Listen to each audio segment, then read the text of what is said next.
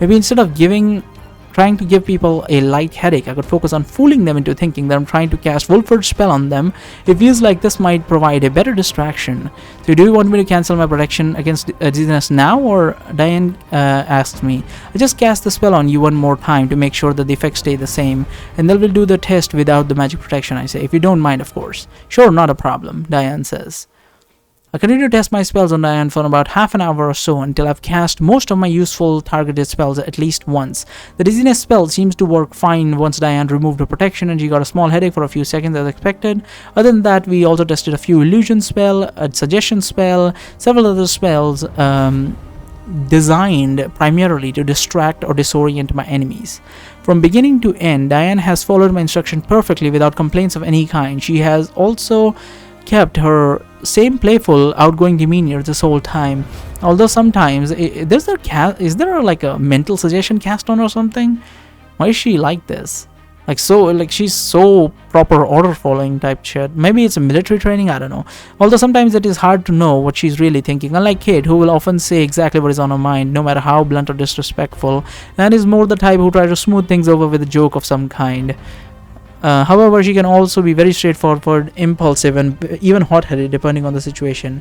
If I were to take an educated guess based on what I have seen of her so far, compared to how she used to act as a child during the God of Times ritual, I'd say that the more diplomatic side of her personality is likely a result of Meredith's upbringing, whereas her occasional straightforwardness, impulsive attitude are probably traits that she used to have when she was a kid, but is now trying to suppress because she considers them to be unwanted flaws of her personality.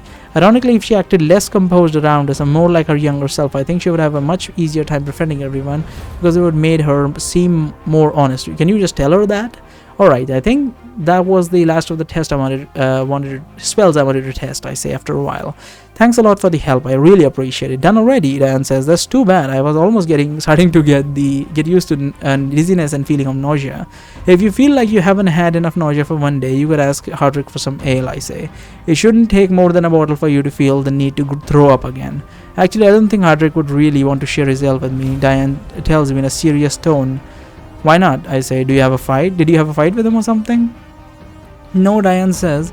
It's just that every time I try to talk to him, he seems on edge. It always feels like he's trying to end the conversation as quickly as possible. To be honest, I can't really say I blame him. I probably would have acted like that too around someone who left me unconscious in the middle of the sacred woods and almost got me killed. I know we've kind of started off on the wrong foot, and I've been trying to smooth things over with him, everyone else as well as I could in the past 2 days, but to be honest, I haven't had much luck.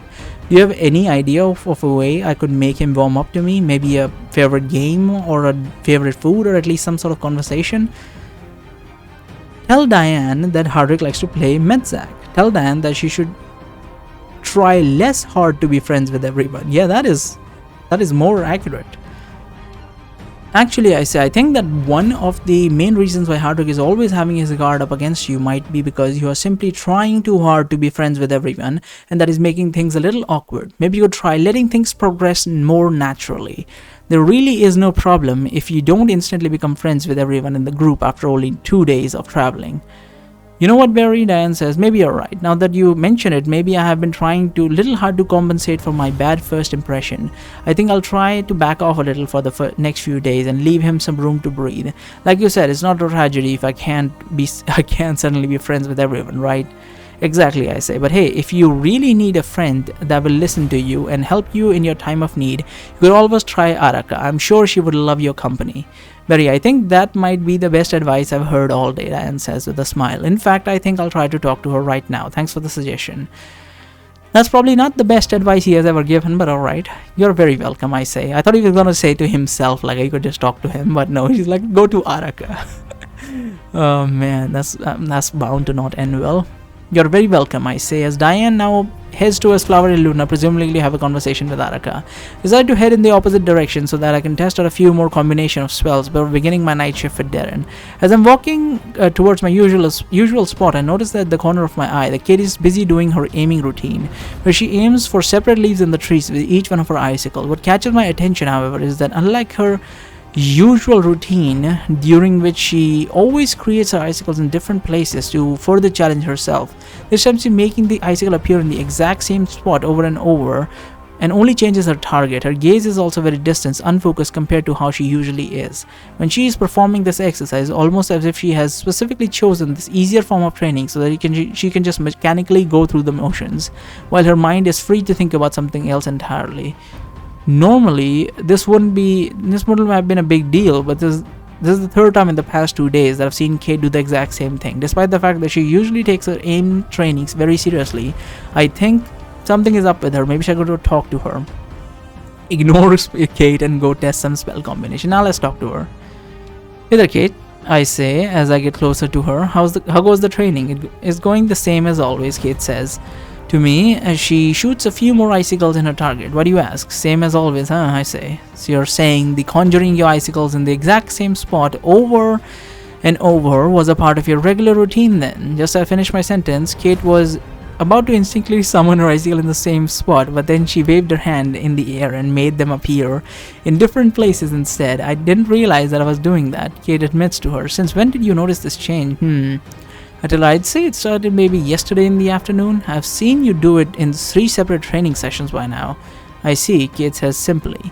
So are you going to tell me what's wrong, I ask. I didn't think I've ever seen you space out like this during our training, so I'm guessing it has to be something pretty serious. Was it something Diane said? No, it's not that. It's nothing that you should concern yourself with, Kate says apprehensively. I'll be fine. Okay, let me guess if I can get this right on the first guess, I tell her. Your one main goal since the first day you joined the tournament has always been to find Diane and take her with you away from Varathia. However, now that you finally had the chance to meet her and talk to her, you realize that Diane has no intention to leave this place and that she's working together with the Lasethi of her own free will. In other words, the reason why you are conflicted right now is because you have realized that the only way for you to be able to stay with your friend after the tournament is over is to join Meredith and rest of the Lasethi, which isn't exactly the most ideal situation for you. Did I guess correctly so far? Holy shit. Kate sighs.